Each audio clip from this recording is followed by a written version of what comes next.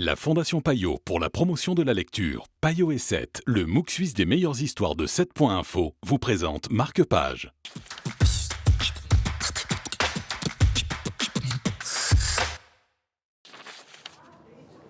Bonjour à tous, bienvenue dans Marque-Page sur la télé. Bonjour Michael. Bonjour. On va parler de L'inassouvissement de Stanislav Witkiewicz, du premier coup s'il vous plaît, avec un roman d'anticipation qui a été publié 20 ans avant le livre phénomène 1984 de George Orwell.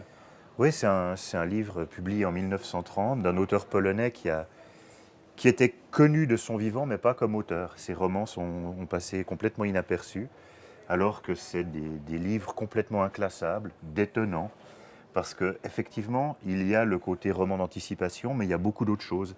Il y a de la philosophie, il y a de la critique d'art, et puis surtout, il y a un regard absolument pessimiste, noir sur les rapports hommes-femmes qui est assez troublant.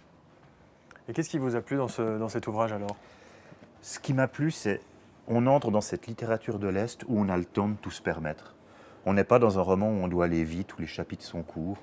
On prend le temps. Il a envie de dire quelque chose, il a envie de faire une parenthèse, il le fait.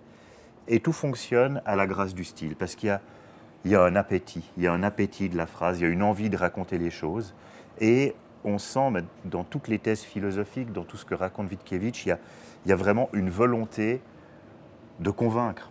C'est-à-dire qu'on sent c'est vraiment quelqu'un qui met sa chair dans son roman.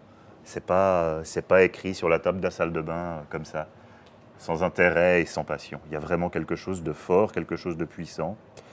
Et c'est rare, disons, d'entrer dans un style. C'est pas un livre facile d'accès, mais d'entrer dans quelque chose, oui, où on entre vraiment profondément dans ce qu'un être a envie de nous raconter. Et on parle aussi beaucoup de l'Europe, de l'envahissement de l'Europe. Oui. Très brièvement. Alors, c'est en arrière-fond. Alors, il y a une critique du bolchevisme, il y a l'arrivée des Chinois, mais au fond, le personnage principal, il vit ça, et lui, il est tout à ses pulsions, tout à ses amours, et le côté anticipation arrive en arrière-fond, et ça, c'est assez habile aussi. Merci beaucoup, Michael. Aujourd'hui, on vous parle de Stanislav Witkiewicz, L'inassouvissement, et on vous remercie de votre fidélité. Peut-être que vous l'aurez chez vous bientôt. À très vite.